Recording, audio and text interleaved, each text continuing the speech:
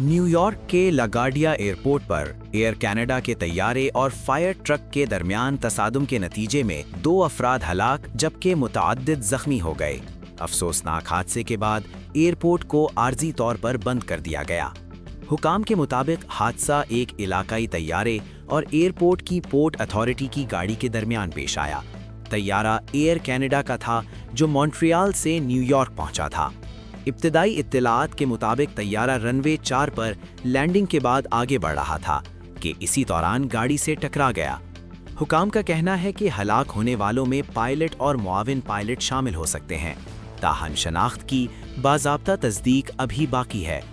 हादसे में कम से कम 13 अफराद जख्मी हुए, जिनमें 11 मुसाफिर और 2 रेस्क्यू अहलकार शामिल हैं। जख्मियों को फौरी तौर पर अस्पताल मुंतकिल कर दिया गया, जहां उन्हें तिब्बी इमदाद फराहम की जा रही है। फेडरल एविएशन एडमिनिस्ट्रेशन ने एयरपोर्ट की सरगर्मियां आर्जी तौर पर मुअत्तल रखने का ऐलान किया है, जबकि वाक़े की मुकम्मल तहकीकात शुरू कर दी गई हैं। हुकाम का कहना है कि हादसे की वजूहात जानने के लिए मुख्तलिफ पहलुओं का जायज़ा लिया जा रहा है।